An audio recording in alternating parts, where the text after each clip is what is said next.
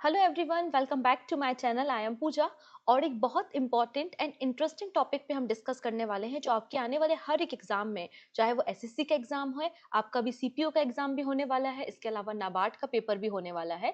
नाबार्ड के अलावा रेलवे के एग्जाम्स होते हैं और आपके स्टेट एग्जाम्स भी होते हैं। तो आपके पीएससी एग्जाम्स में भी कंप्यूटर के क्वेश्चंस देखने को मिलते हैं। तो आज हम यहाँ पे कंप्यूटर अवेयरनेस के टॉप 100 एमसीक्यू डिस्कस करेंगे। यहाँ पर मैंने पूरे के पूरे वीडियो को, मतलब पूरा जो क्लासेस है उनको दो टॉपिक्स में डिवाइड किया है। फर्स्ट टॉपिक है fundamental of computer and digital literacy, जहां पे हम बात करेंगे about the basic terminology, input output devices क्या है, डिफरेंट काइंड ऑफ मेमोरीज क्या होती हैं, प्रिंटर्स क्या है आपके, और डिफरेंट टर्मिनोलॉजी हम यूज करते हैं ना।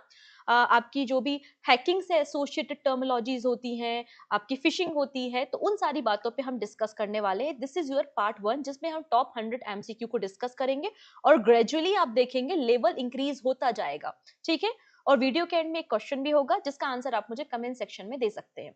अब इसके अलावा सेकंड पार्ट हम कल लेकर आएंगे। तो सेकंड पार्ट में हमें क्या डिस्कस करना है? सेकंड पार्ट में जो हम वर्ड होता है, एक्सेल है, इसके अलावा पावर पॉइंट होता है, आपका ओएसआई जो मॉडल होता है, उस पे बेस्ड भी आपको क्वेश्चंस देखने को मिलते हैं। Different type of protocols like a TCP, HTTP, HTML, different kind of abbreviation exam में पूछे जाते हैं। आपसे शॉर्टकट कीज पूछी जाती हैं। तो वो सारी बातें हम नेक्स्ट वीडियो में डिस्कस करेंगे। तो नेक्स्ट वीडियो में भी 100 क्वेश्चन होंगे और आज भी आपको 100 क्वेश्चन है, तो टोटल 200 एमसीक्यूज आपके हो जाएंगे कंप्यूटर अवेयरनेस के। ओके, सो स्टार्ट करते हैं आज का हम अपना एमसीक्यू सेशन। सो वीडियो को एंड तक देखिएगा और अपने सारे फ्रेंड्स जो भी वनडे एग्जाम की प्रिपरेशन कर रहे हैं, इनफैक्ट आपके स्टेट पीसीएस वाले जो फ्रेंड हैं, सबके साथ लिंक को शेयर करना नहीं भूलेंगे। और आज हम इसके पीडीएफ को शेयर नहीं करने वाले हैं, दोनों पार्ट्स को क्लब करके साथ में पीडीएफ को शेयर कर दिया जाएगा। ओके है जी। सो स्टार्ट कर लेते हैं। पहला क्वेश्चन, जहां पे रिक्वायरमेंट है वहां पर एक्सप्लेनेशन भी एड ऑन किया है, तो एक्सप्लेनेशन के साथ हम आज के चैप्टर को डिस्कस करेंगे। तो ट्राई कीजिएगा मैक्सिमम आंसर करने का। पहला है, which of the following is used to play the games? यहाँ पर गेम्स को खेलने के लिए आप इनमें से कौन से डिवाइस को इस्तेमाल करते हैं? माउस, कीबोर्ड, जॉयस्टिक या फिर रैम? तो वी नो दैट रैम तो आपकी एक मेमोरी होती है, तो रैम से आप कैसे गेम्स खेल सकते हो, राइट? तो यहाँ पे माउस जैसा एक डिवाइस होता है जिसका नाम है जॉयस्टिक, और जॉयस्टिक का इस्तेमाल किया जाता है गेम्स को खेलने के लिए। जो गेमर्स होंगे वो बहुत अच्छे से इस टर्म को जानते होंगे। तो जॉयस्टिक आपका एक इनपुट डिवाइस है। कैसा डिवाइस है ये आपका? क्वेश्चन ऐसा भी पूछा जा सकता है कि जॉयस्टिक किस टाइप का डिवाइस है, तो इनपुट डिवाइस है that allow user to control the movement and action of a cursor और an object on the computer screen. तो सही आंसर क्या हो जाएगा? Option number C is the right answer. Okay, next question है, Pentium is a related with which part of the computer? आप लोग ने डेफिनेटली इस टर्म के बारे में सुना होगा। आप लोग डेस्कटॉप यूज करते होंगे, उसमें आप लोगों ने माइक्रो प्रोसेसर के बारे में सुना होगा। तो ये पेंटिनम क्या है? आपका माइक्रो प्रोसेसर है। मतलब ऑप्शन नंबर सी बिल्कुल करेक्ट हो जाएगा। अभी आपको लग रहा होगा कि बहुत इजी क्वेश्चन है, ग्रेजुअली इनका लेवल इंक्रीज होता चला जाएगा। ठीक है। तो the term Pentium is related to the central processing unit. ये आपका सीपीयू से एसोसिएटेड है और पेंटिनम एक ब्रांड है माइक्रो प्रोसेसर का। ठीक है, develop by the Intel corporation. Intel ने इसको डेवलप किया है। ठीक है, तो आंसर क्या हो जाएगा? Option number C. नेक्स्ट है, which of the following is not a computer language? इस तरह के क्वेश्चन आपके स्टेनो में भी देखे जाते हैं। आपका जो एमटीएस है, सीएचएसएल है, वो भी ऐसे क्वेश्चंस एग्जाम में पूछता है। ठीक है, अगर आपने नहीं देखा तो पीवाईक्यूज जाके देखिए, तो आपको पता चल जाएगा कि कंप्यूटर में कैसे क्वेश्चंस पूछे जाते हैं। तो इनमें से कौन सा कंप्यूटर लैंग्वेज नहीं है? सी प्लस प्लस डेफिनेटली है। जावा, हाँ बिल्कुल, जावा भी आपकी लैंग्वेज है, लेकिन यहाँ पे जो यूनिक्स है वो आपकी कोई कंप्यूटर लैंग्वेज नहीं है। यूनिक्स एक ऑपरेटिंग सिस्टम है, ठीक है, जिसका इस्तेमाल हम प्रोग्रामिंग करने के लिए करते हैं। तो यूनिक्स क्या है? आपका ऑपरेटिंग सिस्टम है। अगर हम लैंग्वेजेस के बारे में बात करें तो पाइथन, जावा, सी प्लस प्लस, जावा स्क्रिप्ट, शीशॉ, रूबी, स्विफ्ट, गो, पीएचपी, टाइप स्क्रिप्ट, ये सब आपकी क्या हो जाती है? लैंग्वेजेस हो जाती हैं। लेकिन यूनिक्स आपका क्या है? एक ऑपरेटिंग सिस्टम है। ओके, नेक्स्ट है, what is the full form of UPS? होता है ना, कंप्यूटर के साथ एक डिवाइस हम कनेक्ट करते हैं जिसको यूपीएस कहते हैं। जब इलेक्ट्रिसिटी चली जाती है तो भी कुछ समय के लिए यूपीएस आपको पावर सप्लाई देता है। ठीक है, तो यूपीएस क्या है? यूपीएस का फुल फॉर्म क्या है? तो सही आंसर क्या हो जाएगा आपका? Uninterrupted power supply. ठीक है, ऑप्शन नंबर डी बिल्कुल करेक्ट हो जाएगा। ये एक डिवाइस है जो कि पावर बैकअप प्रोवाइड करता है इलेक्ट्रॉनिक डिवाइसेस को in the event of power outage या फ्लक्चुएशन। जब पावर सप्लाई में हो रहा है तो यूपीएस हमारे सिस्टम्स को सपोर्ट करता है। आंसर नंबर डी बिल्कुल करेक्ट है। Which of the following computer generation uses concept of the artificial intelligence? तो आजकल एआई पे काफी काम चल रहा है और रिसेंटली कुछ रिपोर्ट्स भी आई हैं एआई बेस्ड। जैसा कि एक रिपोर्ट मुझे याद आ रही है, रिपोर्ट में कहा गया था कि इंडिया ने इन अ डिके मतलब 10 सालों में 1350 आपके एआई जनरेटिव पेटेंट को फाइल किया है और हमारे देश की पहली जो एआई बेस्ड यूनिकॉर्न कंपनी है उसका नाम कृत्रिम है, राइट। तो आपको पूछा जा रहा है कि कंप्यूटर की कौन सी जनरेशन में आर्टिफिशियल इंटेलिजेंस का यूज किया गया है। सो ऑब्वियस सी बात हो जाएगा यहाँ पे ऑप्शन नंबर ई मतलब फिफ्थ जनरेशन। ठीक है, तो concept of artificial intelligence was introduce in the fifth generation of computer. Okay, next, when a key is pressed on the keyboard which standard is used for the converting the keystroke into corresponding bits? क्योंकि हमारे जो ABCD है, हमारा जो नाम है, वो सब तो कंप्यूटर नहीं समझता। कंप्यूटर तो केवल मशीन लैंग्वेज समझता है, वो तो बिट के फॉर्म में ही डेटा को एनालाइज करता है।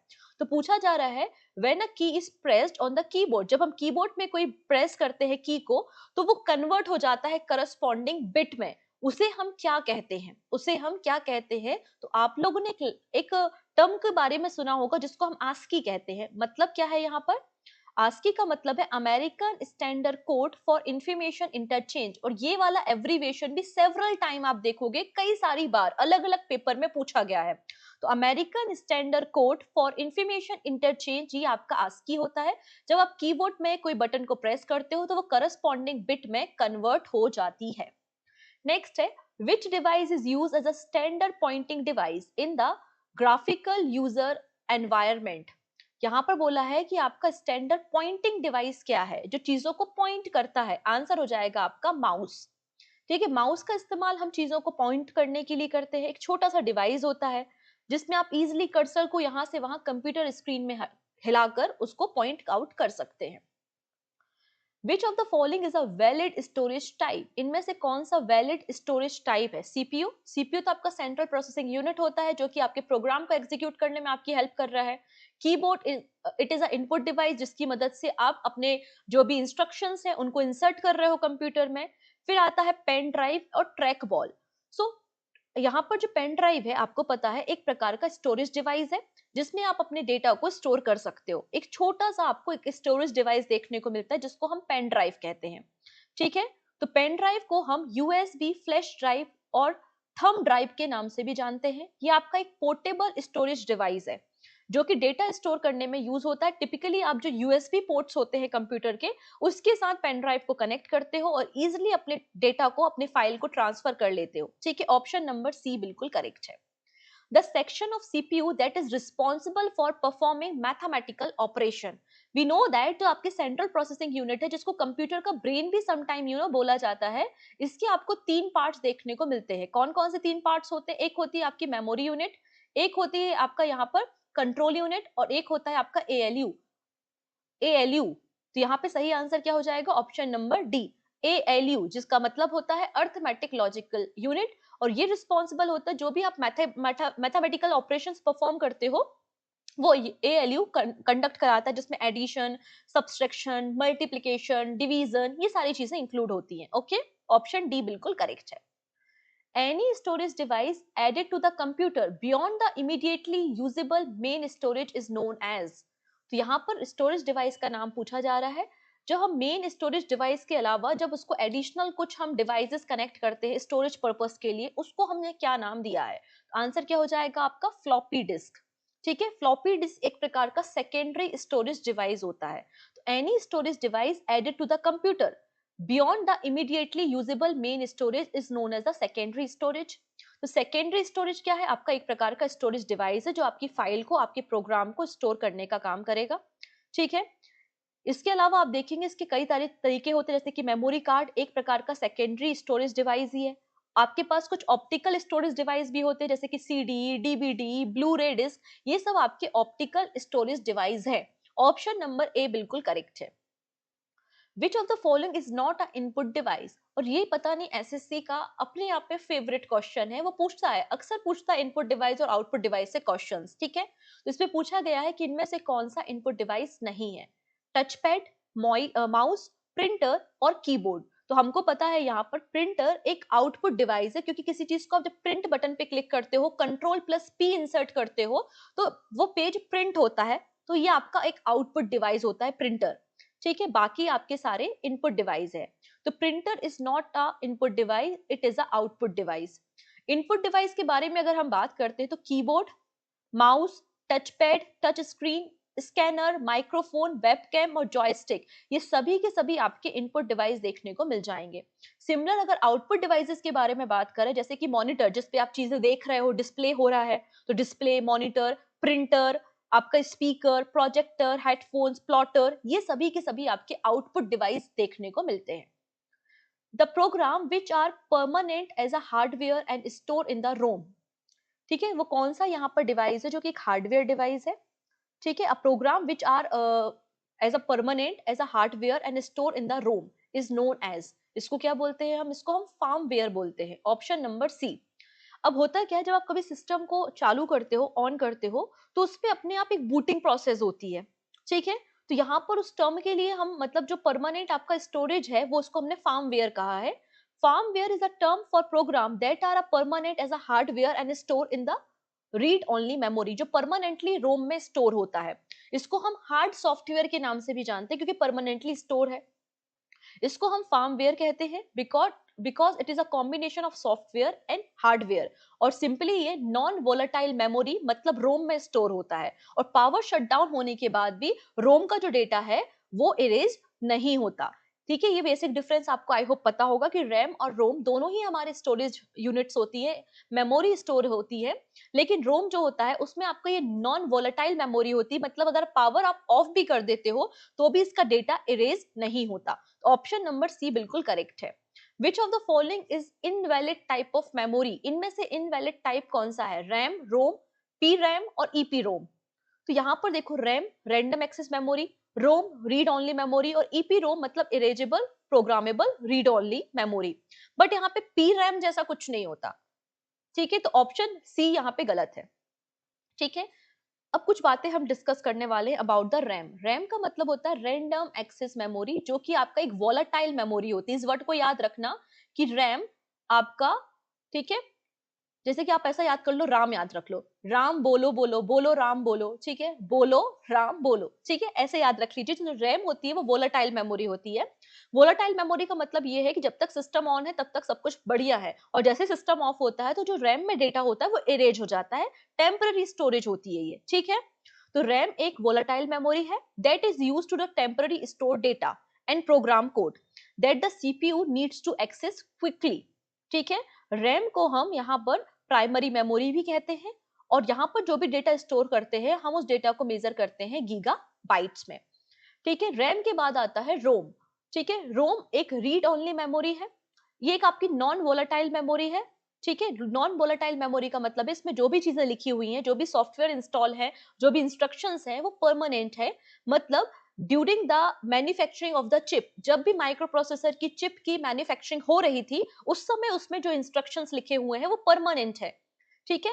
तो ये इरेज नहीं होंगे अगर आप अपने सिस्टम को ऑफ कर देते हैं, पावर ऑफ भी कर देते हैं तो भी। इसको हम रीड ओनली मेमोरी कहते हैं, और इसमें जो सॉफ्टवेयर है उसको हार्ड सॉफ्टवेयर या फार्मवेयर के नाम से जाना जाता है, ठीक है। नेक्स्ट होती है cache memory. So cache memory एक टाइप का स्पीड अप डेटा है। जैसे फॉर एग्जांपल आप बार बार कोई प्रोग्राम को रन कर रहे हैं, या कोई एक प्रोग्राम बना रहा है जिसमें कुछ चीजों की फ्रिक्वेंटली बार बार जरूरत है, तो वो सारी चीजें कैश में स्टोर हो जाती हैं।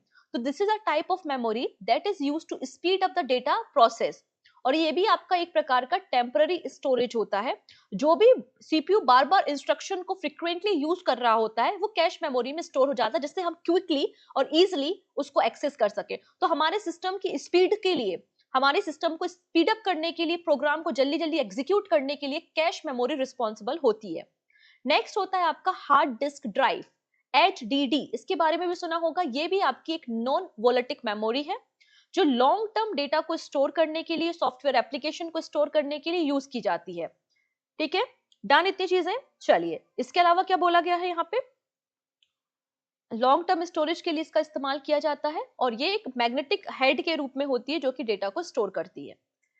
अगला आता है ऑप्टिकल स्टोरेज, जैसे कि आप लोग ने सीडी, डीवीडी, ब्लू रे के बारे में सुना होगा, ये सब आपके ऑप्टिकल स्टोरेज है जिसमें आपने जो भी सॉफ्टवेयर इंस्टॉल कर रहे हैं, आप जो भी सॉफ्टवेयर लिख रहे हैं वो लेजर की मदद से लिखे जा रहे हैं, इसलिए इनको ऑप्टिकल स्टोरेज कहा जाता है। और ये भी आपका नॉन वोलेटाइल मेमोरी होती है, मतलब इसमें चीजों को आप इरेज कर सकते हो।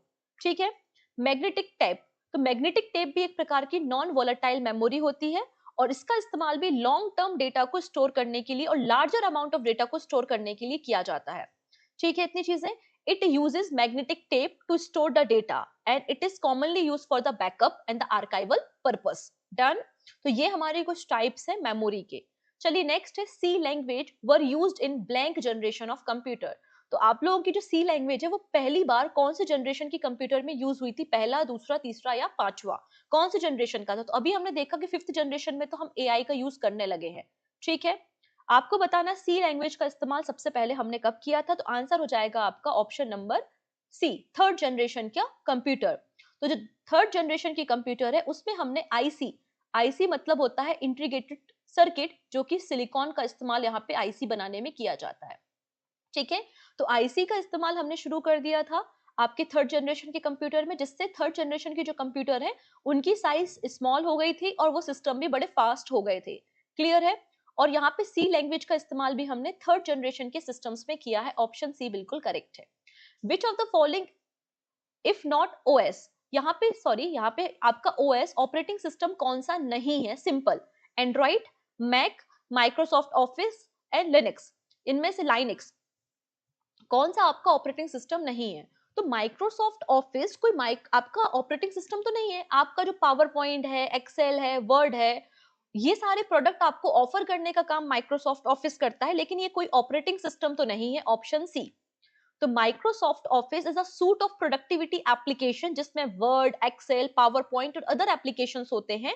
ठीक है। और ये आपको जनरली जो आपके विंडोज ऑपरेटिंग सिस्टम है उसमें आपको इंटीग्रेट मिलता है माइक्रोसॉफ्ट ऑफिस, तो ये ऑपरेटिंग सिस्टम नहीं है। टैली क्या है? आप लोगों ने सुना होगा ना टैली के बारे में। तो टैली क्या है? एक ओपन सॉफ्टवेयर है, क्लोज सॉफ्टवेयर है, एप्लीकेशन सॉफ्टवेयर है या फिर सिस्टम सॉफ्टवेयर है? तो टैली क्या है? तो टैली आपका एक एप्लीकेशन सॉफ्टवेयर है। नॉर्मली जो फाइनेंशियल ट्रांजैक्शंस होते हैं, अकाउंटिंग प्रोसेस होती है, बिजनेस एंड ऑर्गेनाइजेशन पर्पस में हम टैली का इस्तेमाल करते हैं। तो टैली एक अकाउंटिंग एंड एप्लीकेशन सॉफ्टवेयर है। ऑप्शन नंबर सी बिल्कुल करेक्ट हो जाएगा।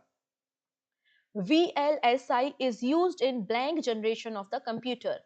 So VLSI का इस्तेमाल किन जनरेशन की कंप्यूटर में किया गया है आपसे पूछा जा रहा है, पहला, दूसरा, तीसरा या चौथा? आंसर हो जाएगा आपका option number D, 4th generation.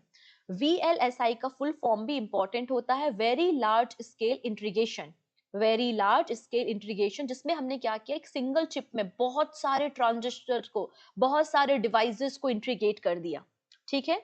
तो यहाँ पे माइक्रोचिप में हमने बहुत सारे डिवाइसेस को जब इंटीग्रेट किया तो उसको हमने वेरी लार्ज स्केल इंटीग्रेशन बोला, जिसमें million of transistor, register, capacitor और other electronic devices on single chip आपको देखने को मिल जाएंगे। तो वीएलएसआई का इस्तेमाल हमने 4th जनरेशन की कंप्यूटर में किया है। ऑप्शन नंबर डी बिल्कुल करेक्ट हो जाएगा। माइक्रोसॉफ्ट डॉट नेट एज, तो डॉट नेट क्या है? डॉट नेट के बारे में आपने डेफिनेटली सुना होगा। तो डॉट नेट क्या है? ओपन सोर्स है, क्लोज सोर्स है, ब्राउजर है या ऑल ऑफ द अबव है? तो डॉट नेट आपका एक ओपन सोर्स सॉफ्टवेयर है। डॉट नेट क्या है? आपका एक ओपन सोर्स सॉफ्टवेयर है। अब यहाँ पे ओपन सोर्स और क्लोज आपका सोर्स क्या होता है? तो ओपन सोर्स और क्लोज सोर्स में बेसिक डिफरेंस है। ओपन सोर्स सॉफ्टवेयर वो होते हैं, वो कंप्यूटर सॉफ्टवेयर होते हैं जिसको जनरल पब्लिक इजीली एक्सेस कर सकती है और यूज कर सकती है और उसमें रीराइट भी कर सकती है। बट जो क्लोज सोर्स सॉफ्टवेयर होते हैं उसमें कोई भी जनरल पब्लिक उसको इजीली एक्सेस भी नहीं कर सकती और रीराइट के ऑप्शंस भी अवेलेबल नहीं होते। तो डॉट नेट आपका एक ओपन सोर्स सॉफ्टवेयर कहलाता है। ठीक है। डन इतनी चीजें। Next, which browser comes with the Linux by default? तो यहाँ पे कौन सा ऐसा सॉफ्टवेयर है जो लाइनक्स के साथ बाय डिफॉल्ट इंस्टॉल होके आता ही आता है? सो आंसर हो जाएगा आपका Mozilla firebox. Option number A बिल्कुल करेक्ट है। ये एक डिफॉल्ट ब्राउजर है जो हमेशा लाइनक्स जो डिस्ट्रीब्यूटर्स होते हैं या जो लाइनक्स के कंप्यूटर्स वगैरह हैं उसके साथ हमेशा इंटीग्रेट होके आता है बाय डिफॉल्ट, क्योंकि हमेशा एक सेफ चॉइस मानी जाती है वेब ब्राउजर के, इसलिए इसको बाय डिफॉल्ट इंस्टॉल किया जाता है। नेक्स्ट बात करेंगे SHELL, shell is the exclusive feature of blank. तो यहाँ पर हम वो जो रो और कॉलम वाले ये जो होते हैं ना, रो एंड कॉलम, इसको ये जो इस शेल के बारे में बात नहीं कर रहे हैं, ठीक है। पहले तो ये क्लियर कर दिया मैंने। ये एक्सक्लूसिव फीचर किस चीज का है? आंसर क्या हो जाएगा? ये फीचर आपको मिलता है यूनिक्स में। यूनिक्स में ये एक्सक्लूसिव फीचर आपको देखने को मिलता है, जो कि किस लिए है? A shell is a program that allow user to access an operating system services. It is called the shell because it's the outer most layer around the operating system. ठीक है, ऑपरेटिंग सिस्टम की outer most layer को हमने shell कहा है, जिसका इस्तेमाल किया जाता है यूनिक्स में आपके एप्लीकेशंस को एक्सेस करने के लिए। The term computer is drive from, ये कंप्यूटर शब्द कहाँ से आया है? तो कंप्यूटर शब्द आपका एक लैटिन लैंग्वेज का मतलब वर्ड है, जिसका मतलब होता है कंप्यूट, मतलब कैलकुलेशन। ऑप्शन नंबर ए बिल्कुल करेक्ट हो जाएगा। तो कंप्यूटर जो वर्ड है वो ड्राइव हुआ है लैटिन वर्ड से, और कंप्यूटर का मतलब होता है यहाँ पे जो पर्सन कैलकुलेशन करता है वो है। अब यहाँ पे फादर ऑफ कंप्यूटर किसे कहा जाता है? तो सभी को पता है, बचपन से ही पढ़ रहे हैं हम। फादर ऑफ कंप्यूटर कौन है? चार्ल्स बेबेज को फादर ऑफ कंप्यूटर कहा जाता है। अब यहाँ पे फादर ऑफ कंप्यूटर और फादर ऑफ कंप्यूटर साइंस, इन दोनों में डिफरेंस है। Okay, so father of computer science किसे कहा जाता है? तो एलन टर्निंग को कहा जाता है। ऑप्शन ए बिल्कुल करेक्ट हो जाएगा। ठीक है, डन इतनी चीजें। First computer were program using the machine language और the assembly language. Machine language से ही पहले कंप्यूटर को यहाँ पे बनाया गया था, जो कि एक लो लेवल प्रोग्रामिंग लैंग्वेज है, जिसमें आप बाइनरी कोड 0 एंड 1 का इस्तेमाल करते हो कंप्यूटर के साथ कम्युनिकेट करने के लिए, क्योंकि कंप्यूटर हमारी भाषा नहीं समझता। कंप्यूटर केवल 0 1 की भाषा मतलब मशीन लैंग्वेज को समझता है। और दूसरी तरफ असेंबली लैंग्वेज है, तो असेंबली लैंग्वेज आपका एक सिंबल बेस्ड या निमोनिक्स बेस्ड लैंग्वेज देखने को मिल जाएगी, जो कि स्पेसिफाई इंस्ट्रक्शंस देती है, प्रोग्रामर्स को लिखने में मदद करती है, मतलब प्रोग्रामर्स को समझने के लिए आसान भाषा असेंबली लैंग्वेज है। और मशीन लैंग्वेज को कंप्यूटर समझ पाता है, इंसानों के समझने की बातें नहीं है मशीन लैंग्वेज। ठीक है, नेक्स्ट है blank is a combination of hardware and software that facilitate the sharing of information between the computing device. तो यहाँ पे दो कंप्यूटर डिवाइसेस है, इनके बीच में इंफॉर्मेशन को शेयर करना है। ठीक है, तो यहाँ पे कौन सा वो मतलब उसको आप क्या बोलते हो, उस टर्म को क्या बोलते हो? तो यहाँ पर अगर देखा जाए तो एक अगर आप सिंगल नेटवर्क में हो, सिंगल अगर आप नेटवर्क में हो जो कि कॉम्बिनेशन है आपके हार्डवेयर का और सॉफ्टवेयर का, तो ये आपको इजिली फैसिलिटी प्रोवाइड करता है कि आप अपनी इंफॉर्मेशन को एक सिस्टम से दूसरे सिस्टम तक आसानी से ट्रांसफर कर सको। A network allow a network allow multiple computer and device to communicate with each other and share resources such as a file, printer, internet connection, etc. तो यहाँ पे सही आंसर क्या हो जाएगा? नेटवर्क कॉम्बिनेशन है आपके हार्डवेयर का एंड सॉफ्टवेयर का, जो कि आपको अलाउ करता है sharing of information between the computing device. Option number A बिल्कुल करेक्ट है। Which of the following statement is true? इनमें से कौन सा स्टेटमेंट करेक्ट है? पहला स्टेटमेंट है mini computer work faster than the micro computer. Micro computer work faster than the mini computer. Speed of both the computer is the same and the speed of both these computer cannot be compared with the speed of advance। कौन सा statement यहाँ पे true है? तो सबसे पहले तो हमें बेसिक जानना पड़ेगा ना कि मिनी कंप्यूटर और माइक्रो कंप्यूटर में डिफरेंसेस क्या होते हैं, तभी तो हम बता पाएंगे कौन सा कंप्यूटर ज्यादा फास्ट वर्क करता है। फिलहाल के लिए मैं बता देती हूँ, यहाँ पे सही आंसर है option number A. Mini computer जो होता है वो उसकी स्पीड ज्यादा होती है as comparison to the micro computer. So mini computer work faster than the micro computer. आइए अब दोनों सिस्टम्स के बारे में थोड़ा सा डिस्कस करते हैं। तो सबसे पहले माइक्रो कंप्यूटर। माइक्रो कंप्यूटर को जनरल पर्पज के लिए पहली बार इंट्रोड्यूस किया गया था 1970 में। ठीक है, इसका इस्तेमाल एजुकेशन पर्पस में, इंटरटेनमेंट इंडस्ट्री में हम माइक्रो कंप्यूटर का इस्तेमाल करते हैं। अब आते हैं मिनी कंप्यूटर। तो मिनी कंप्यूटर इनको इंट्रोड्यूस किया गया था साइंटिफिक पर्पस के लिए, बिजनेस ऑपरेशन के लिए 1960 में। तो यहां से मुझे लगता है क्लियर हो गया होगा, आपके पास दो सिस्टम है। एक सिस्टम एजुकेशन में यूज हो रहा है, पढ़ाई करने के लिए, वीडियो देखने के लिए, वीडियो बनाने के लिए, और दूसरा सिस्टम है जो बिजनेस डेवलपर यूज कर रहे हैं, आपका जो साइंटिफिक रिसर्च है उसमें यूज कर रहा है। तो ऑब्वियस ही बात है, जो आपका साइंटिफिक रिसर्च वाला कंप्यूटर होगा उसकी स्पीड ज्यादा होगी, तो मिनी कंप्यूटर की स्पीड ज्यादा होगी माइक्रो कंप्यूटर के कंपैरिजन में। ठीक है, इनका इस्तेमाल जो आपके मिनी कंप्यूटर्स हैं, इनका इस्तेमाल बेसिकली कंपनीज करती हैं डेटा को प्रोसेस करने में। ठीक है, जो आपका यहाँ पे ये है आपका मैक्रो कंप्यूटर्स और माइक्रो कंप्यूटर्स हैं ये, और ये आपके मिनी कंप्यूटर्स है। तो मिनी कंप्यूटर्स में आपने मल्टीपल प्रोसेसर्स को यूज किया है, और जब किसी भी सिस्टम में मल्टीपल प्रोसेसर्स होते हैं तो ऑब्वियस सी बात है इसकी स्पीड ज्यादा हो जाएगी, और यहाँ पर आप सिंगल प्रोसेसर का इस्तेमाल करते हो। यहाँ पर जनरली जो स्टोरेज कैपेसिटी है वो जीबी में है, माइक्रो कंप्यूटर में जो स्टोरेज कैपेसिटी है वो जीबी में होती है, और यहाँ पे जब मल्टीपल प्रोसेसर्स है, मल्टीपल आपके स्टोरेज डिवाइसेस है, तो आपका यहाँ पे जो डेटा स्टोर होगा ये टीबी में होगा, टेराबाइट में होगा। ठीक है, it is a cost effective and easy to use. ठीक है, तो यहाँ पर जो माइक्रो कंप्यूटर्स होते हैं वो कॉस्ट इफेक्टिव होते हैं और इजी होता है इनको यूज करना, जबकि मिनी कंप्यूटर महंगे भी होते हैं और डिफिकल्ट भी होता है इनको यूज करना। ठीक है, माइक्रो कंप्यूटर लेस पावरफुल होते हैं as comparison to the mini computer, क्योंकि मिनी कंप्यूटर बहुत ज्यादा पावरफुल सिस्टम आपको देखने को मिल जाएंगे। स्पीड भी इनकी कम होती है, इनकी स्पीड अगर देखोगे, स्पीड और परफॉर्मेंस कम होती है as comparison to the mini computer. Simple सी बात है। तो ये छोटा सा डिफरेंस था मिनी और माइक्रो कंप्यूटर के बीच में, आई होप आपको समझ में आया होगा। What type of resource is most likely to be shared common resource in a computer network?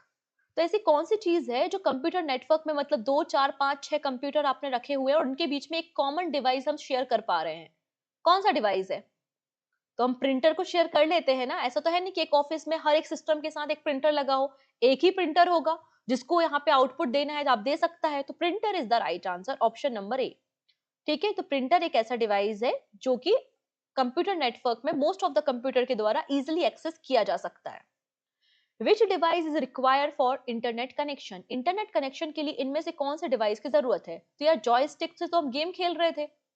ठीक है, अब क्या बचा आपका मॉडेम। तो मॉडेम की रिक्वायरमेंट होती है इंटरनेट कनेक्शन के लिए। सो मॉडेम को हम मॉड्यूलेटर, डीमॉड्यूलेटर के नाम से भी जानते हैं। ये एक इलेक्ट्रॉनिक डिवाइस है जो कि जो आपके जो सिग्नल्स हैं उनको मॉड्यूलेट कर देता है, मतलब डिजिटल फॉर्म से एनालॉग फॉर्म में और एनालॉग फॉर्म से वापस से डिजिटल फॉर्म में कन्वर्ट करने का काम आपका मॉडेम कर सकता है। टेलीकॉम इंडस्ट्री में जनरली हम मॉडेम का इस्तेमाल करते हैं। To connect the internet you need a device that can access the internet and communicate with other device on the network. The most common device used for this purpose is modem और router. तो router या फिर modem का इस्तेमाल यहाँ पर किया जाता है। ठीक है, डन। चलिए फर्दर डिस्कशन करने से पहले एक छोटी सी अपडेट है। यहाँ पर देखिएगा, आपका जो कंप्यूटर है ना, कंप्यूटर, तो कंप्यूटर के जो एसएससी के अलग अलग पेपर में 5 सालों में जो भी क्वेश्चंस आए हुए हैं वो पीवाईक्यू अवेलेबल है। आप यहाँ पर सर्च कर लीजिएगा प्ले स्टोर में पूजा जैन क्लासेस एप्लीकेशन, और वहां से इस पीडीएफ को आप डाउनलोड कर सकते हैं अपने रिवीजन पर्पस के लिए और चेक करने के लिए कि कैसे क्वेश्चन कंप्यूटर में किस लेवल के पूछे जा रहे हैं। और यहाँ पर एसएससी ज्योग्राफी, एसएससी इकोनॉमी और आपके एसएससी के लिए पॉलिटी की टेस्ट सीरीज लाइव हो चुकी है। टॉपिक वाइज एनालिसिस है, टॉपिक वाइज आपके टेस्ट पेपर है, और हर एक टेस्ट में जो भी क्वेश्चन है उसका डिटेल सॉल्यूशन भी आपको मिलेगा। तो आप इनको भी इनरोल कर सकते हो एप्लीकेशन पे विजिट करके। ओके है जी, डन। चलिए नेक्स्ट बात करेंगे, यूनिवेक क्या है? इसके बारे में भी आपने सुना होगा, कई बार एग्जाम में क्वेश्चन बना है इसके फुल फॉर्म को लेकर। तो आंसर क्या हो जाएगा आपका? Universal automatic computer. ठीक है, universal automatic computer was the name of the first commercially available electronic digital computer. ये आपका पहला commercial available electronic digital computer आपको देखने को मिल जाएगा, और इसको जे प्रिस्पर एंड जॉन मकले ने डिजाइन किया है। ठीक है, डन। नेक्स्ट है सीडी रोम का क्या मतलब है? इजी है, सीडी रोम, रोम का मतलब तो सभी को पता चली गया है कि रीड ओनली मेमोरी होता है, और सीडी का मतलब होता है आपका कॉम्पैक्ट डिस्क। तो compact disc read only memory CD ROM है। ठीक है, it is a type of the optical disc that can store the large amount of data in the form of audio, video and text. हर एक form में ये data को store करने में कैपेबल है। ठीक है, CD ROM are read only which means that data can be read from them but not written to them।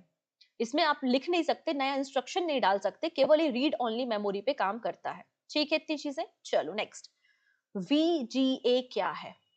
What is the VGA? ठीक है, आंसर क्या हो जाएगा आपका यहाँ पे? वीडियो ग्राफिक्स एडेप्टर या फिर वीडियो ग्राफिक्स एरे इसे कहा जाता है। It is a display standard use for the video output in a computer and other devices. इसको पहली बार IBM ने इंट्रोड्यूस किया था। कब किया था? 1987 में। ठीक है, वीडियो ग्राफिक्स एरे आप लोगों के जो कंप्यूटर है, जो लोग गेमिंग करते हैं, उनमें आपने जरूर देखा होगा। MSI क्या है? जैसे कि आपने VLSI के बारे में बात की थी ना, वैसे यहाँ पे MSI है, सिंपल। आई थिंक आंसर मिल गया होगा आपको।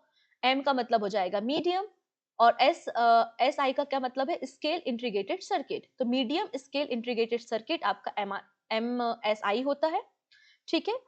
इसमें आप क्या करते हो, एक सिंगल चिप में 30 से लेकर 300 तक जो डिफरेंट काइंड ऑफ गेट्स होते हैं, ट्रांजिस्टर, रजिस्टर, कैपेसिटर है, उनको एक चिप में इंस्टॉल कर देते हो, इंटीग्रेट कर देते हो। इसे हम MSI कहते हैं। जनरली टेलीकॉम में हम इसका इस्तेमाल करते हैं। नेक्स्ट है MICR का क्या मतलब है? हमारे जो चेक्स होते हैं उसमें यहाँ पर नीचे आपको एक MICR कोड देखने को मिलता है, ठीक है। तो MICR क्या है? आंसर हो जाएगा ये आपका है magnetic ink character recognition, means option number D. ये भी बहुत मोस्ट कॉमन क्वेश्चन है जो एग्जाम में फ्रिक्वेंटली पूछा जाता है, ठीक है। नेक्स्ट है EBCDIC स्टैंड फॉर। अब ये क्या चीज बोली है? तो यहां पर देखेंगे इसका क्या मतलब हो जाएगा। इसका मतलब है आपका extended binary coded decimal interchange code, ठीक है।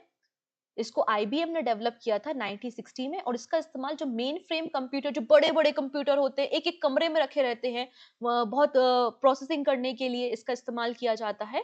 तो यहाँ पर मेन फ्रेम कंप्यूटर्स के लिए IBM ने इसको डिजाइन किया था, extended binary coded decimal interchange code.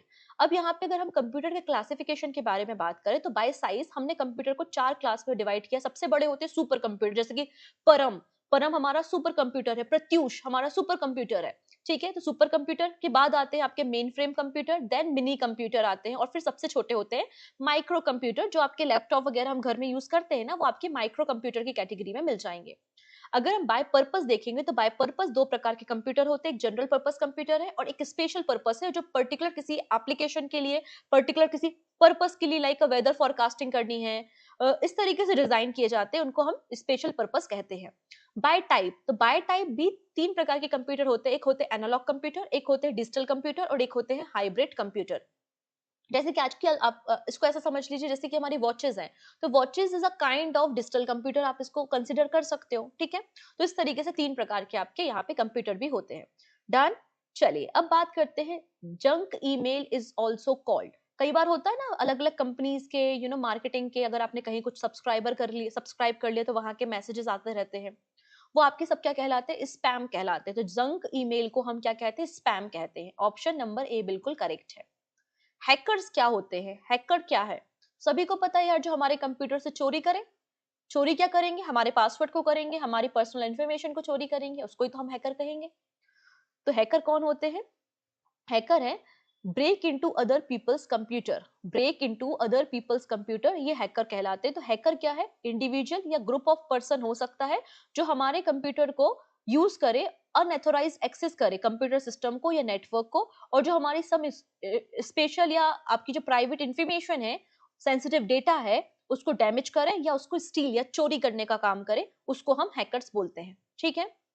अब यहाँ पे अलग अलग प्रकार के हैकर्स होते हैं, black hat hackers, white hat, grey hat and script.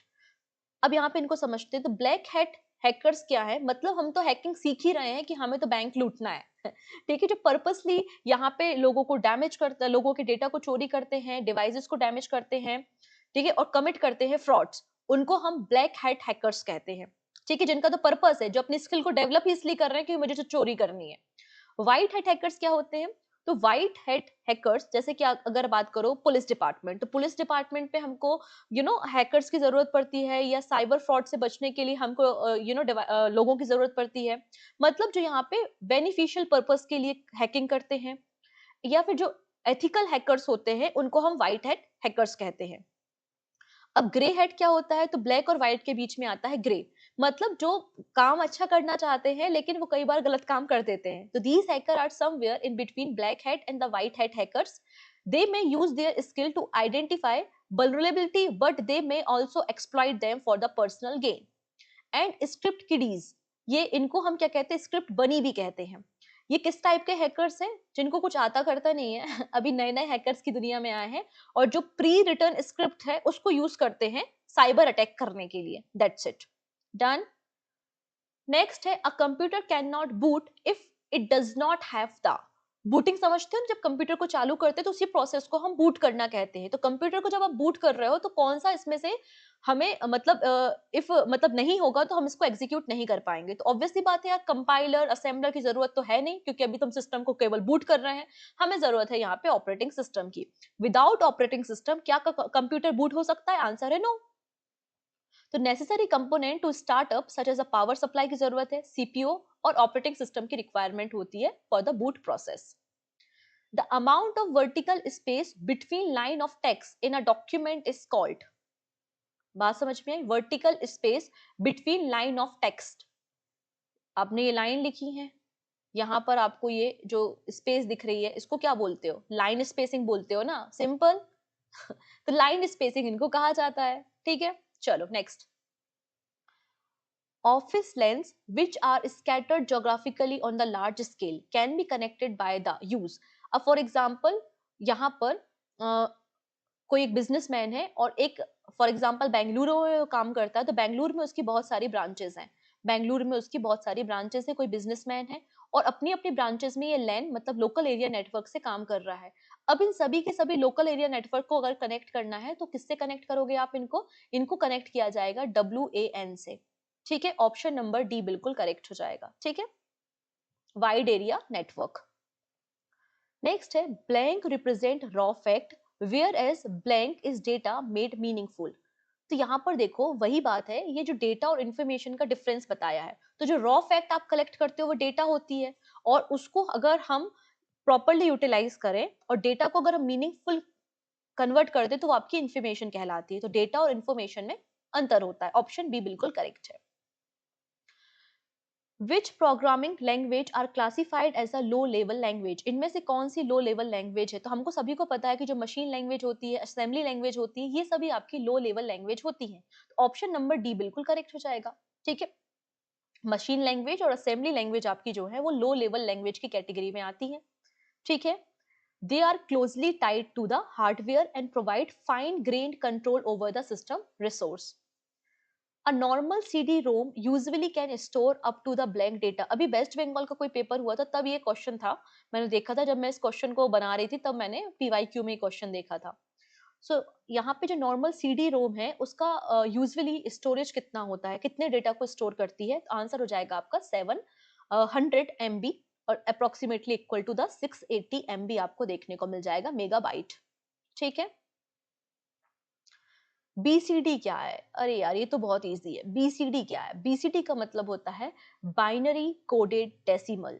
Binary coded decimal जिसमें आप बिट्स के फॉर्म में डेसिमल्स को रिप्रेजेंट करते हो।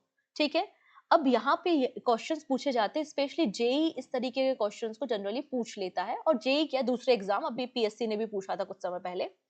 तो जैसे कि कोई भी वो लिख कर दे देगा कि 9 को बाइनरी में क्या लिखते हैं, या फिर हम 15 को बाइनरी में क्या लिखते हैं, इस तरीके के क्वेश्चन एग्जाम में आते हैं। तो आपको इसके लिए सिंपल सी मेथड अपनानी होती है, 2 की पावर 0, 2 की पावर 1, 2 की पावर 2, 2 की पावर 3। 2 की पावर 3 क्या होता है? 8 होता है। 2 की पावर 2 4 ना, 2 की पावर 1 मतलब 2 और 2 की पावर 0 मतलब 1। किसी भी चीज की पावर क्या होती है? 1 होती है। 0 अगर है तो वो 1 होता है। तो 8421 ये आपका बाइनरी कोड कहलाता है, और इसकी मदद से आप किसी भी डेसिमल नंबर को बाइनरी नंबर में लिख सकते हो। जैसे कि अगर आपको 0 लिखना है तो 0 लिखना है मतलब 0 0 0 0। 1 लिखना है तो जहां पे 1 लिखा है उसके नीचे 1 लिख दो, बाकी जगह 0 लिख दो।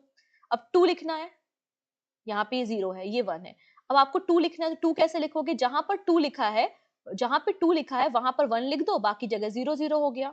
चलो और अच्छे से एक्सप्लेन करते हैं और अक्षर लिख के दिखाते हैं। यहाँ पे 8421 आपका कोड है।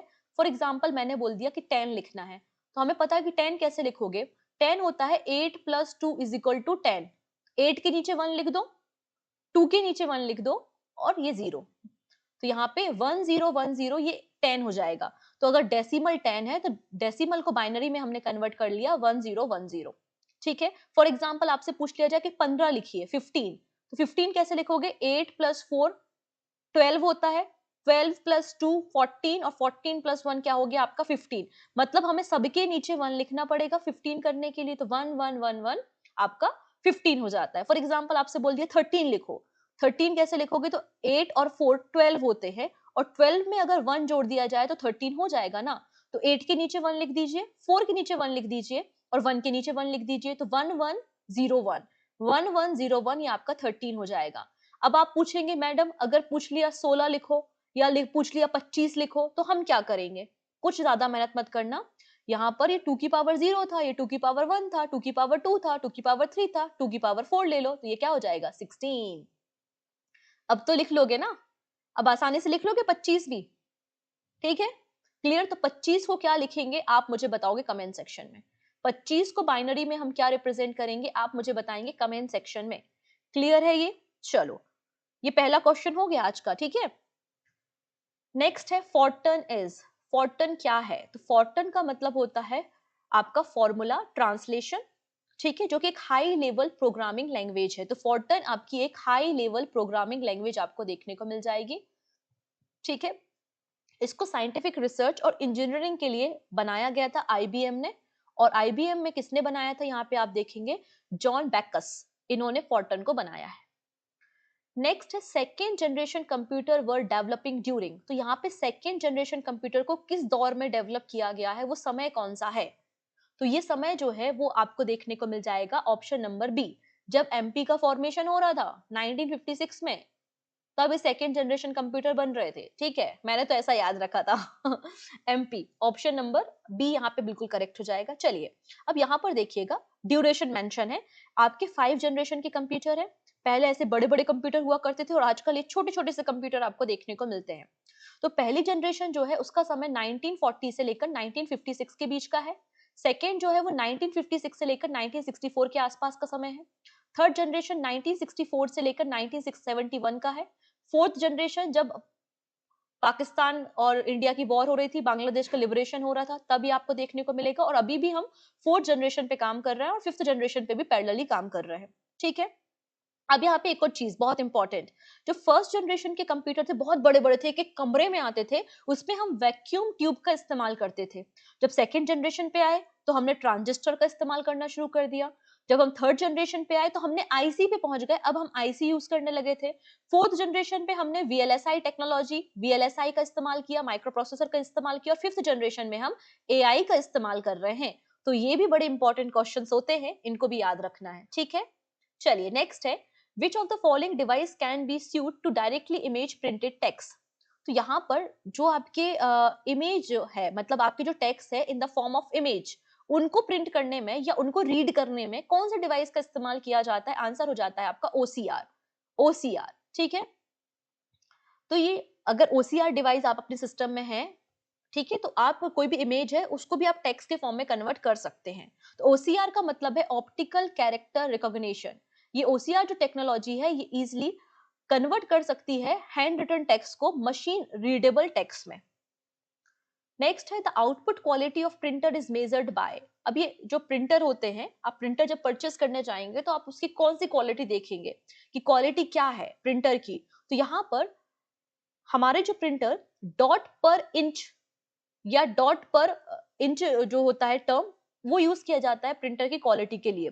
तो नंबर ऑफ डॉट और number of pixels that can be printed पर इंच, एक इंच में कितने नंबर ऑफ डॉट्स को या पिक्सल्स को प्रिंट कर रहा है, इसके अकॉर्डिंगली हम प्रिंटर की क्वालिटी को डिफाइन करते हैं। Higher resolution means more dots per inch. जितना ज्यादा हाई रेजोल्यूशन, जैसे कि आपने देखा होगा ना, जो बहुत लो क्वालिटी की इमेजेस होती है उनको जूम करो तो ब्रेक हो जाती है ना, फट जाती है। तो जितना ज्यादा यहाँ पे अच्छी क्वालिटी का आपका प्रिंटर होगा, प्रिंट होगा, तो उतनी प्रॉपर आपकी इमेजेस देखने को मिलती हैं। Who invented the high level language C. C को किसने बनाया है? अच्छा याद है पहले मतलब आपका नहीं पता, जब छोटी थी मैं तो रिची रिच करके एक कार्टून आता था जिसमें वो लड़का जो होता था वो बहुत रिच होता था, ठीक है। तो रिची रिच से मैंने याद किया था सी, ठीक है। सो ऑप्शन नंबर ए बिल्कुल करेक्ट हो जाएगा यहाँ पे। 1972 में डेनिस रिची ने इसको बनाया था सी लैंग्वेज को। इन्हें father of C programming language कहते हैं और इसको डेवलप किया था बेल लेबोरेटरी AT&T में, ठीक है। नेक्स्ट है, ह्यूमन बींग्स को जनरली हम होमोसेपियंस कहते हैं। वैसे यहाँ पर सिलिकॉन सेपियंस किसे कहा जाता है? सिलिकॉन सेपियंस मतलब रोबोट हो गए ना, क्योंकि रोबोट में आपने बहुत सारी चिप्स को यूज किया है, और चिप्स किससे बनती है? आईसी बनती है आपकी सिलिकॉन से, तो इसको नाम रख दिया गया सिलिकॉन। सेपियन, हम होमोसेपियन, ये सिलिकॉन सेपियन। सिंपल सी बात है, robot is the right answer. Next, in most IBM PC central processing unit, the device drive, memory expansion slot and active component are mounted on the single board. What is the name of this board? तो यहाँ पे आपका एक single board में आपने सारी चीजें integrate करके रखी हुई है, मेमोरी एक्सपांशन भी है, एक्टिव कंपोनेंट्स भी हैं। इसको आप क्या बोलते हो? इसको हम मदरबोर्ड कहते हैं ना, आपने नाम तो सुना ही होगा मदरबोर्ड। बस करेक्ट है ऑप्शन ए। ठीक है, next, a computer program that convert an entire program into the machine language is called as, मतलब वो कौन सा डिवाइस है जो कि आपके एंटायर प्रोग्राम को मशीन लैंग्वेज में कन्वर्ट कर सकता है, उसे हम क्या कहते हैं? तो उसे हम कहते हैं कंपाइलर। कंपाइलर एक सॉफ्टवेयर होता है जो कि ट्रांसलेट करता है source code return in the high level programming language, जैसे कि सी लैंग्वेज, जावा, आपने डॉट नेट वगैरह में जो हाई लेवल लैंग्वेजेस में है, उसमें आपने अपने सॉफ्टवेयर को लिखा है, आपके सॉफ्टवेयर को ये मशीन लैंग्वेज में ट्रांसलेट कर देगा, जिसको हम कंपाइलर भी कहते हैं। A self-replicating program similar to the virus, which was taken from 1970 science fiction novel by the John Berner, entitled the Shockwave Rider S। तो यहाँ पर कंप्यूटर में एक ऐसा चीज है जो कि वायरस की तरह सेम है, लेकिन जब कंप्यूटर में ये आता है ना, तो अपने आप को रिप्लिकेट करना शुरू कर देता है, अपनी कॉपीज बनाना शुरू कर देता है। और इसका जो नाम रखा गया है वो जॉन बर्नर की एक नोबल पे रखा गया है, जिसका नाम है शॉकवेव राइडर, और इसका नाम क्या है? वॉर्म। ठीक है, ऑप्शन नंबर डी बिल्कुल करेक्ट है। ठीक है, so worm is a type of malicious software और the malware that can replicate itself, और कंप्यूटर की हर एक फाइल में, पूरे कंप्यूटर में फैल जाएगा, नेटवर्क में फैल जाएगा, और हमारे सारे ईमेल्स के साथ अटैच हो जाएगा, और फाइल को आसानी से, मतलब फाइल के साथ शेयर हो जाता है ये। तो पूरे कंप्यूटर को ये इन्फेक्ट कर देगा, इनफैक्ट पूरे नेटवर्क को ये इन्फेक्ट करने की कैपेसिटी रखता है। ठीक है, blank is a by stable electronic circuit that has, तो यहाँ पे बाई स्टेबल का मतलब जिसके दो आउटपुट है, ऑन है और ऑफ है। वो कौन है यहाँ पे? तो फ्लिप फ्लॉप्स है। फ्लिप फ्लॉप जो कि ऑन ऑफ पे काम करते हैं। तो यहाँ पे फ्लिप फ्लॉप आपका एक बाई स्टेबल इलेक्ट्रॉनिक सर्किट होता है, जो कि यहाँ पर सिंगल बिट को स्टोर करने में कैपेबल होता है। ठीक है, ये फंडामेंटल बिल्डिंग ब्लॉक होता है, क्योंकि एक सिंगल बिट को ये स्टोर करने में कैपेबल है। जैसे फॉर एग्जांपल, अगर मुझे 1010 को स्टोर कराना है, तो मुझे यहाँ पे 4 फ्लिप फ्लॉप की रिक्वायरमेंट होगी, और ये switch on switch off switch on switch off करके हमारे डिजिट को स्टोर कर लेगा। ठीक है, डॉस, डॉस क्या है? डीओएस, डॉस क्या होता है? तो आंसर हो जाएगा डिस्क ऑपरेटिंग सिस्टम को हम डॉस कहते हैं, और इसको डेवलप किया था माइक्रोसॉफ्ट ने। DOS is a single user command line based operating system है। ठीक है, that provide basic functionality for managing file, running application and interacting with a computer hardware. Next है blank translate and execute program at run time line by line. तो यहाँ पे line by line जो computer के program को read कर रहा है, कंपाइल कर रहा है, उसके बाद उसको एग्जीक्यूट कर रहा है, उसको हम क्या कहते हैं? उसको हम इंटरप्रेटर के नाम से जानते हैं, जो लाइन बाय लाइन यहाँ पे प्रोग्राम को रन करता है, एग्जीक्यूट करता है। The process of translating and executing a program line by line at the run time is known as the interpreter. ठीक है, ये इंटरप्रेटर जो होते हैं वो सॉफ्टवेयर कंपोनेंट्स होते हैं, जो कि सोर्स कोड को लाइन बाय लाइन रीड करते हैं। कोई बग आता है, वहां पे रुक जाते हैं, यूजर को बताते हैं कि यहाँ पे बग है, बग मतलब आपका जो भी एरर है। ठीक है, अब यहाँ पे जैसे कि पाइथन है, जावा स्क्रिप्ट है, ये सब आपकी इंटरप्रेटेड लैंग्वेज है, जो कि लाइन बाय लाइन एग्जीक्यूट उनको रन किया जाता है। कोबोल का क्या नाम है? कोबोल क्या है? तो कोबोल का फुल फॉर्म भी इंपॉर्टेंट होता है, और कोबोल क्या है? तो कोबोल में इसका मतलब क्या होता है? कमर्शियल। कोबोल को हम वाइडली इसको यूज करते हैं कमर्शियल पर्पस में। इसका मतलब होता है common business oriented language. Business application में इसका इस्तेमाल किया जाता है। Very easy question, 1 byte is equal to blank. तो 1 byte is equal to 8 bits होता है। We know that, option number A बिल्कुल करेक्ट हो जाएगा। आप यहाँ पे बाकी सारा भी देख सकते हो कि 1 byte is equal to 8 bit है। 1 किलोबॉट इज इक्वल टू क्या होता है? तो यहाँ पे लिखा है 1 किलोबॉट इज इक्वल टू 8192 बिट्स हो गई, या फिर 1024 बाइट्स हो गई। ठीक है, 1 MB क्या होता है? तो 1024 KB होता है। 1 GB क्या होता है? 1024 MB होता है। 1 TB क्या होता है? 1024 GB होता है। सिंपल सी बात है। Kilobyte, megabyte, gigabyte and terabyte. Done. Next है blank is the key to close a selected drop down list. Cancel a command and close a dialog box. अब यहाँ से पूछा जा रहा है, आपके पास एक की है हमारे कंप्यूटर में, अगर आप किसी प्रोग्राम को रन कर रहे हो, किसी प्रोग्राम में अटके हुए हो और उससे बाहर जाना है, क्लोज करना है डायलॉग बॉक्स, तो आप क्या करते हो? आप यहाँ पे यूज करते हो escape, ESC। ठीक है, ESC, escape is the right answer. Blank is the functional key to display save as box. अगर मुझे इस पूरी प्रेजेंटेशन को सेव एस करना है, ठीक है, तो उसके लिए मैं कौन सा कमांड दूंगी, कौन सी फंक्शनल की यूज करूंगी? आंसर हो जाएगा आपका F12, ऑप्शन नंबर डी। तो F12 यहाँ पे आपकी सेव एस की होती है और सेव एस डायलॉग बॉक्स को ओपन करती है, जिसमें यूजर एक स्पेसिफिक नेम देके फाइल का अपने अकॉर्डिंगली फाइल को अपनी फॉर्मेटिंग में सेव कर सकता है। नेक्स्ट है what is the BIOS, BIOS। तो बायोस का मतलब क्या होता है? तो बायोस का मतलब होता है बेसिक इनपुट आउटपुट सिस्टम। ठीक है, बायोस क्या है? आपका बेसिक इनपुट आउटपुट सिस्टम है। इट इज अ फर्मवेयर और the software program that is embedded in the computers motherboard. ठीक है, it is a responsible for initializing and controlling the basic hardware component of the computer system। ठीक है, तो ये BIOS कहलाता है, जिसको हम बेसिक इनपुट आउटपुट सिस्टम कहते हैं। The term blank designate equipment that might be added to the computer system to enhance the functionality. यहाँ पर अगर मुझे अपने सिस्टम में कोई एक नया डिवाइस कनेक्ट करना है, तो मैं यूएसबी पोर्ट से उसको कनेक्ट कर सकती हूँ। तो उस डिवाइस को हम क्या बोलते हैं? उसको हम पेरिफेरल डिवाइस बोलते हैं।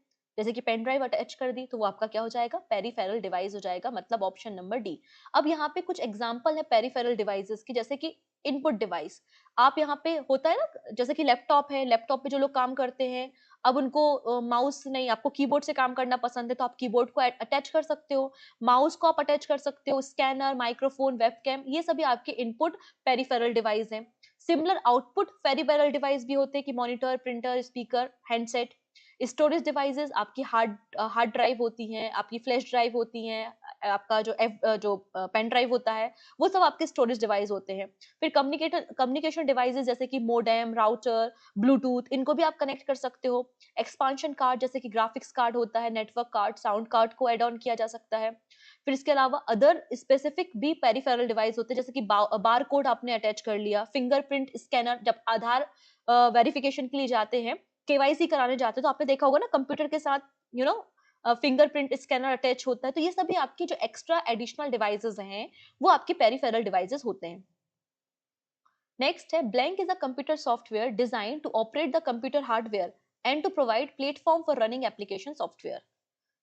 पूछा जा रहा है वो कौन से प्रकार के सॉफ्टवेयर है। ठीक है, blank is a computer software design to operate the computer hardware, जिनका इस्तेमाल किया जाता है कंप्यूटर हार्डवेयर को रन करने के लिए। ठीक है, आंसर क्या हो जाएगा आपका यहाँ पे? Operating system. तो ऑपरेटिंग सिस्टम एक कंप्यूटर सॉफ्टवेयर है जो कि हमारे कंप्यूटर हार्डवेयर को ऑपरेट करता है एंड प्रोवाइड करता है जो एप्लीकेशन सॉफ्टवेयर है। एप्लीकेशन सॉफ्टवेयर जैसे कि पावर पॉइंट एक तरीके का एप्लीकेशन सॉफ्टवेयर है, तो इनको रन करने के लिए एक प्लेटफॉर्म भी प्रोवाइड करता है, उसको हम ऑपरेटिंग सिस्टम कहते हैं।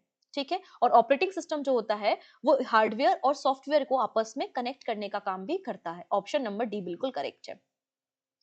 The blank is the amount of data that a stored device can move from the storage medium to the computer per second।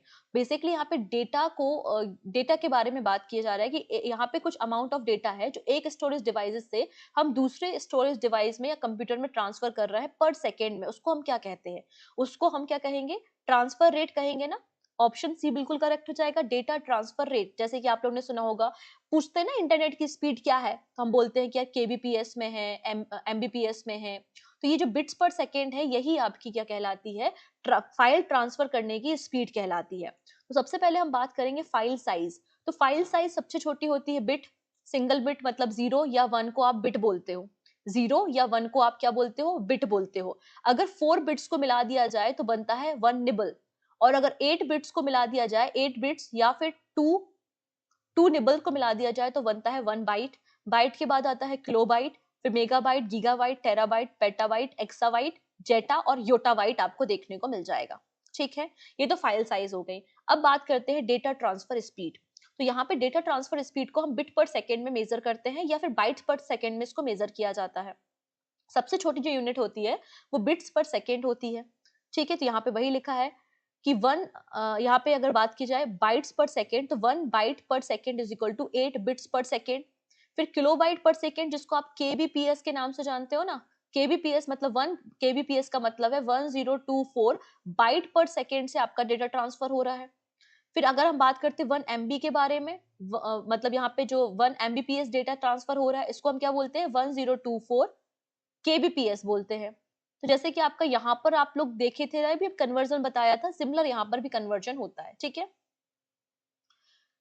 Blank is the stored data or information temporary and pass it on as directed by the control unit. यहाँ पर वो कौन सा device है जो temporary data को store कर लेता है और जो इंस्ट्रक्शन इसको आते हैं उसके अकॉर्डिंगली ये डेटा को ट्रांसफर कर देता है। तो इसे हम क्या बोलते हैं, रजिस्टर बोलते हैं। इसे हम क्या बोलते हैं, रजिस्टर बोलते हैं। ऑप्शन नंबर बी बिल्कुल करेक्ट हो जाएगा।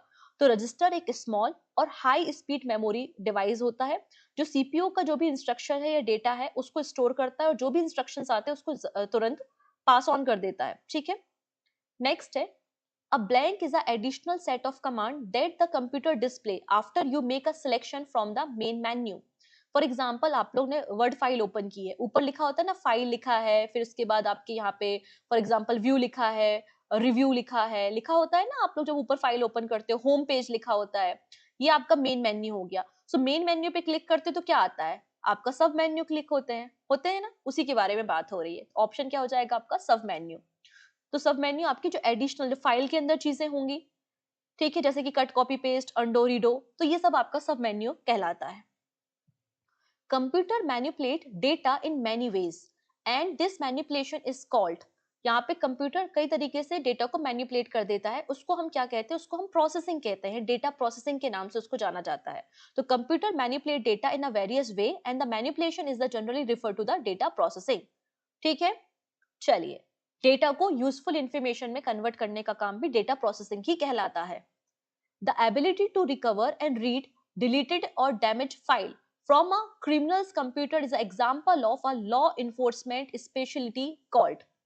यहाँ पर आपने किसी व्यक्ति ने, जैसे कि अभी वो वेस्ट बंगाल का केस हुआ, अब मोबाइल फोन किसी का मिला, उसको हमें क्या करना, उसने जो फाइल डिलीट करती है उस फाइल को हमें देखना है। तो इस प्रोसेस को क्या कहते हैं, इसको हम कंप्यूटर फॉरेंसिक कहते हैं। ऑप्शन नंबर सी बिल्कुल करेक्ट हो जाएगा। तो कंप्यूटर फॉरेंसिक को हम डिजिटल फॉरेंसिक भी कहते हैं। It is a branch of forensic science that focus on the investigation and analysis of the digital device, computer system and the device evidence. Okay, blank are used to identify user who return to the website. हाँ जी, blank are used to identify a user who return to a website. For example, आज आपने XYZ कोई website को open किया, कल आपने ABC कोई वेबसाइट को ओपन किया, और तीसरे दिन मैं आती हूँ, मैं देखती हूँ यार, देखूँ तो मैं कि आप क्या ही कर रहे हो, कौन सी वेबसाइट से क्या फॉलो कर रहे हो, तो मैं हिस्ट्री में जाके देख सकती हूँ ना, मुझे पता चल जाएगा ना कि आपने कल परसों कौन सी वेबसाइट्स को ओपन किया था। तो बिल्कुल इसे हम क्या कहेंगे, कुकीज, ठीक है, खाने वाली नहीं है ये। Option A. तो cookie is a small text file that is stored on a user's computer or the device by a website. When a user visit a website, the website send a cookie to the user browser, which then store it.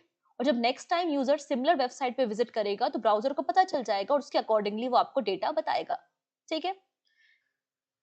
Next है codes consisting of lines of varying breadth और length, जो कि computer easily read कर सकता है, उसको क्या बोलते हैं। तो आपने कभी देखा है ना इस तरीके से, क्या होते हैं ये बारकोड्स होते हैं ना, बस वही लिखा है ये। Option D. To access property of an object the mouse technique is use in. तो यहाँ पे कोई प्रॉपर्टी, कोई एक ऑब्जेक्ट है, कोई एक फाइल है, ठीक है, अब वो फाइल कितने MB की है, कितने KB की है, उसकी प्रॉपर्टी मुझे चेक करनी है, तो मैं क्या करती हूँ, माउस का इस्तेमाल करती हूँ। और माउस पे जाके क्या मैं लेफ्ट क्लिक करूंगी या राइट क्लिक, लेफ्ट क्लिक करूंगी तो ये फोल्डर तो ओपन हो जाएगा, मैं अगर राइट क्लिक करूंगी तो इस पर्टिकुलर फोल्डर की प्रॉपर्टी देख लूंगी। तो यहाँ पे वही बोला है कि प्रॉपर्टी देखनी, क्या करोगे, राइट क्लिक करोगे। ऑप्शन सी बिल्कुल करेक्ट है। Blank is the process of dividing the disk into the tract and the sector. आपने समटाइम देखा होगा कि डिस्क जो होती है उसको हम छोटे छोटे से पार्ट्स में डिवाइड कर लेते हैं, इसको हम क्या कहते हैं, इसको हम फॉर्मेटिंग करना कहते हैं। ऑप्शन बी बिल्कुल करेक्ट है। The process of dividing the disk into the track and sector is known as the disk formatting. Option number B बिल्कुल करेक्ट हो जाएगा। The technology that store only the essential instruction on the microprocessor chip so enhance its speed is refer to. तो यहाँ पे वो कौन सी storage device है जो केवल एसेंशियल जो इंस्ट्रक्शंस होते हैं माइक्रो प्रोसेसर के, वो केवल उनको ही संभालती है उनको ही केवल स्टोर करती है, जिसके कारण कंप्यूटर की स्पीड बढ़ सके। उसको हम RISC कहते हैं। क्या कहते हैं? RISC। इसका क्या मतलब है? Reduce instruction set computing. नाम से समझ में आ रहा है कि हम केवल कुछ ही यूजफुल इंस्ट्रक्शन को ही स्टोर करेंगे जो कि एग्जीक्यूशन के लिए इंपॉर्टेंट है।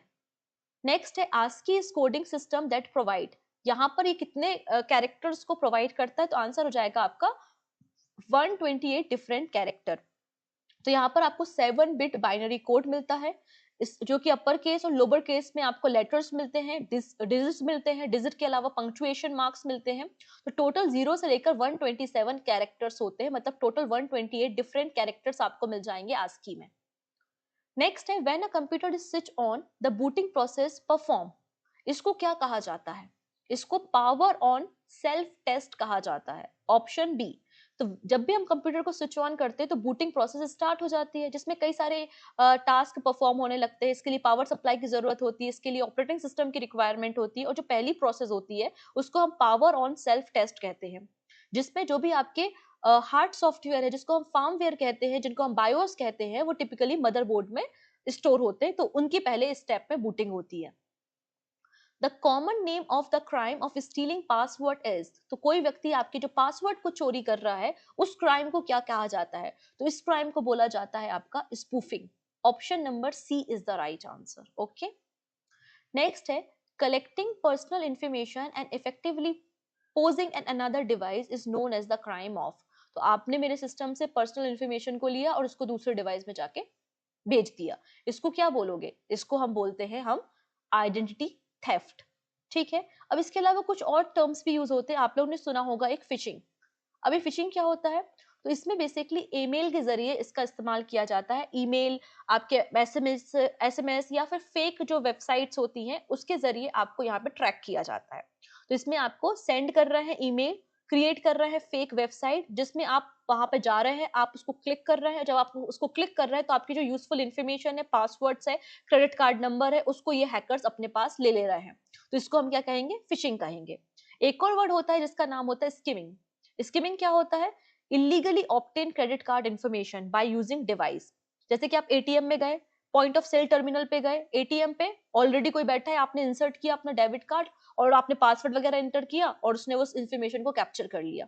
ठीक है, नेक्स्ट है a program that perform a useful task. आपको दिख रहा है कि कोई प्रोग्राम है जो यूजफुल टास्क परफॉर्म कर रहा है, लेकिन पीछे वो घपला कर रहा है, while simultaneously allowing destructive act is. इसको हम बोलते हैं ट्रोजन हॉर्स। क्या बोलते हैं इसको? हम ट्रोजन हॉर्स बोलते हैं। ठीक है, अब यहाँ पे देखो ये ट्रोजन हॉर्स क्या क्या करता है। सबसे पहले तो ये डेटा को चोरी करने का काम करता है। तो Trojan can secretly collect sensitive information from the infected system, जैसे कि लॉगिन क्रेडेंशियल्स, आपके जो पासवर्ड्स है, फाइनेंशियल डेटा है, पर्सनल इंफॉर्मेशन है, वो सब आपका इसने चोरी कर लिया। ये सिस्टम को मॉडिफाई कर सकता है, सिस्टम की सेटिंग को मॉडिफाई करने में कैपेबल होता है। फिर क्या करता है ये ट्रोजन जो है वो की लॉगिंग करता है। की लॉगिंग का क्या मतलब होता है?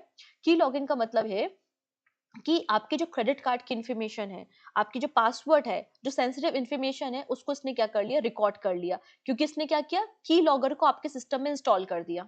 तो ट्रोजन में include key logger that record keystrokes enter by the user capturing sensitive information such as a password etcetera. तो ये सारे काम ट्रोजन हॉर्स करता है।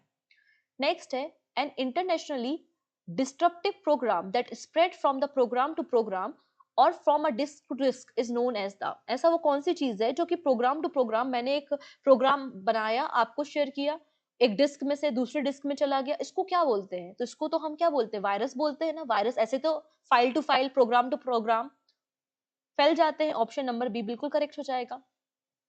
इन 1999 Melissa virus was widely published.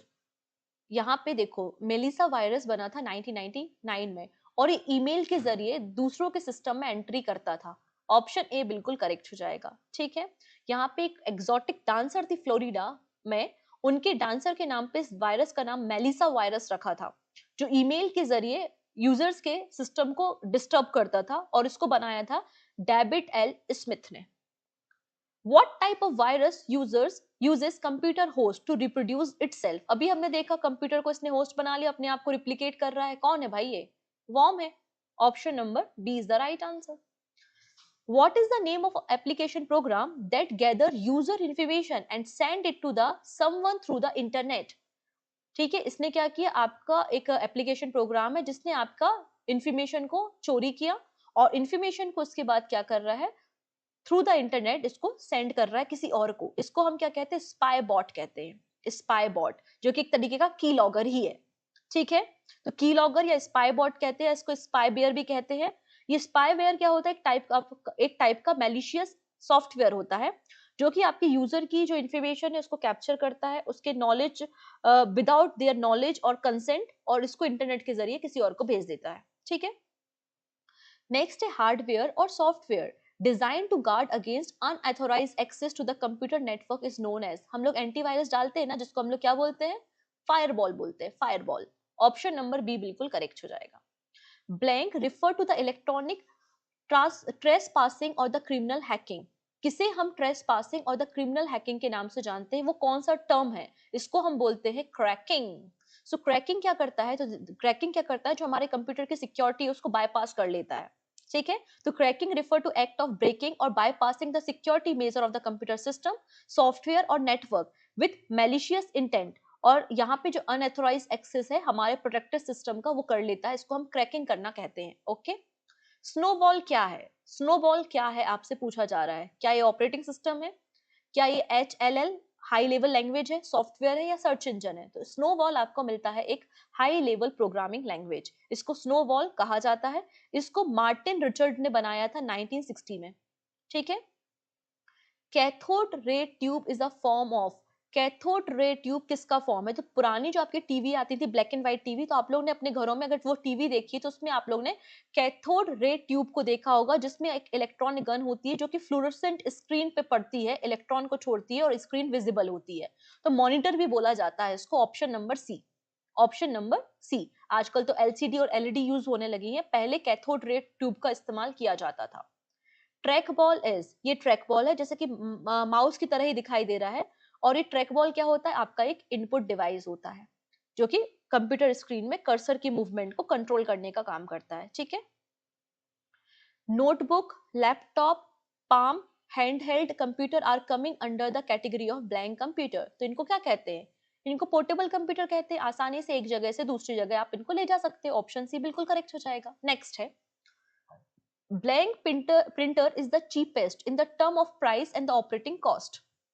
कौन सा प्रिंटर है जो सबसे सस्ता है, तो कौन सा प्रिंटर है, डॉट मैट्रिक्स। पुराने प्रिंटर है ये, dot matrix. Option number D बिल्कुल करेक्ट हो जाएगा। Blank printer is a non impact printer and the quite in working. तो यहाँ पे दो प्रकार के प्रिंटर है, एक है इम्पैक्ट प्रिंटर जो कि हल्ला करते हैं, क्योंकि उसमें एक एक शब्द जब प्रिंट हो रहा है तो खट खट खट खट आवाज आ रही है, वो आपके इम्पैक्ट प्रिंटर होते हैं। नॉन इम्पैक्ट प्रिंटर जो कि आवाज नहीं करते हैं, शांत होते हैं, उनको हम लेजर प्रिंटर कहते हैं। ऑप्शन नंबर बी बिल्कुल करेक्ट है।